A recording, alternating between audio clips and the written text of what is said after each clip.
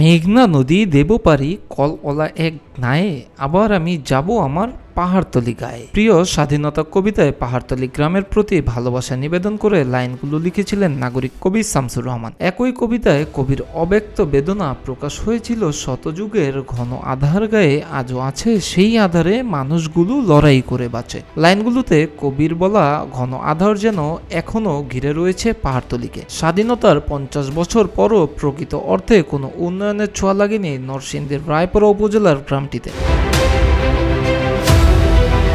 পাহাড়তলি থেকে বেরিয়ে রায়পুরার মানিকনগর থেকে আজিজপুর পর্যন্ত যেতে যে 2 কিলোমিটার সড়ক রয়েছে সেটি এখন চলাচলের অযোগ্য। 5 দশকের বেশি সময় ধরে এলাকাবাসীর দাবির পরও মিলছে না এই সংকটের স্থায়ী সমাধান। খানাখন্দে ভরা রাস্তা, কোথাও পিচ উঠে গেছে, তৈরি হয়েছে মরণফাঁদ। প্রতিদিন এই পথে যাতায়াত করেন 3 থেকে 4 হাজার মানুষ।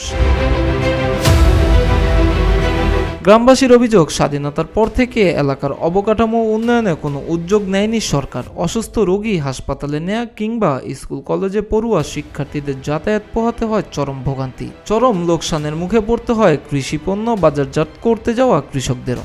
স্থানীয় এক বাসিন্দা বলেন, 60 বছর ধইরা আশ্বাসই পাইতাছি, রাস্তা হয় না, অসুস্থ মানুষ লইয়া এই পথে যাওয়া যায় না।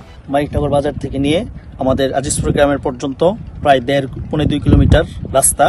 এখান দিয়ে মোটামুটি প্রায় দৈনিক প্রতিনিয়ত আলহামদুলিল্লাহ 4-5 হাজার মানুষ চলাফেরা করে।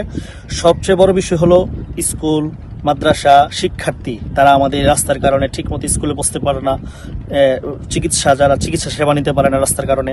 বিশেষ করে আমাদের প্রচুর কৃষি জমি, এখানে আমাদের কৃষকরা সবচেয়ে বেশি অবহেলিত এই রাস্তাটার কারণে।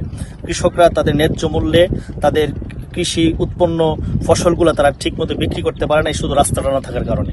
এই জন্য আমরা চাই প্রশাসন, যদি দৃষ্টি আকর্ষণ করছি প্রশাসন মহোদয়দের এবং বর্তমান যারা রানিংয়ে যারা দেশ পরিচালনা করবেন তাদের সকলের কাছে আমাদের উদাত্ত আহ্বান থাকবে, আমাদের এই কাজটা সম্পন্ন করে আমরা চাই যে ভবিষ্যতে যাতে আমাদের অর্থনৈতিক উন্নত করতে পারি, আমরা শিক্ষা ব্যবস্থা আমাদের উন্নত করতে পারি, আমরা আরও বিভিন্নভাবে বিভিন্ন দিকে যারা চিকিৎসা সেবা যাতে আমরা ঠিকমতো দিতে পারি, ঠিকমতো করতে পারি, এবং বাজার প্রতিনিয়ত যারা চলাফেরা করে তাদের জন্য সঠিকভাবে চলাফেরা করতে পারে।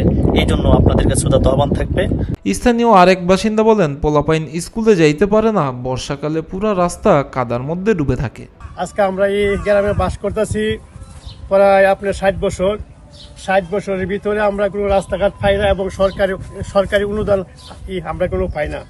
আমরা আজিজপুর গ্রাম প্রায় প্রায় 60 বছর হয়েছে, কিন্তু আমরা সরকারের কাছ থেকে আমরা কোনো কিছু অনুদান পাইনি।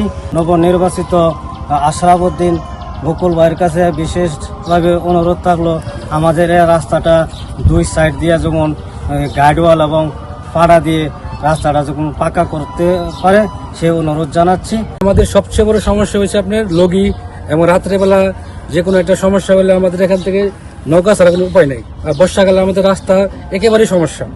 তো এই রাস্তাটা হলে আমাদের বর্ষাকালে যাতায়াতের সুবিধা হবে, এবং এখানে অনেক বিপুল পরিমাণে এখানে জমি জমা আছে কৃষিক্ষেত। এই জমি জমার ফসলগুলো নিতে আমাদের একটা সুবিধা হবে আমাদের রায়পুরাতে।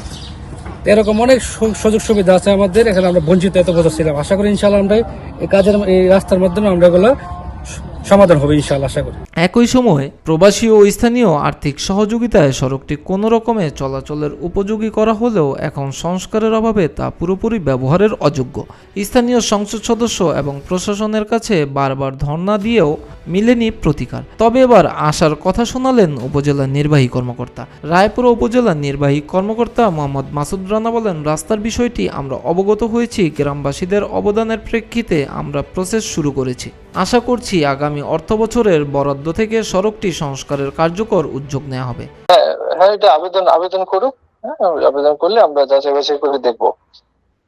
হ্যাঁ, বরাদ্দ সাপেক্ষে ব্যবস্থা করে দিব। হ্যাঁ, পরিকল্পনা আছে, যেগুলো অবহেলিত রাস্তা আছে, যোগাযোগ ব্যবস্থার ক্ষেত্রে অনুন্নয়ন, এগুলোতে আমরা পর্যায়ক্রমে কাজ করে দিব। দেখি ওখানে সামনে অর্থ বছরে একটা ইন্টারসেলিং করার একটা কিছু প্রকল্প দিয়ে দিব আর কি। বরাদ্দ কিংবা আশ্বাস নয়, রায়পুরার কয়েক হাজার মানুষের এখন একমাত্র চাওয়া জরাজীর্ণ এই সড়কের স্থায়ী সমাধান। দ্রুত রাস্তাটি সংস্কার হয়ে আধুনিক যোগাযোগ ব্যবস্থার আওতায় আসবে, এমনটাই প্রত্যাশা পাহাড়তলিবাসীর। মিরাজ হোসাইন, প্রতিদিনের বাংলাদেশ।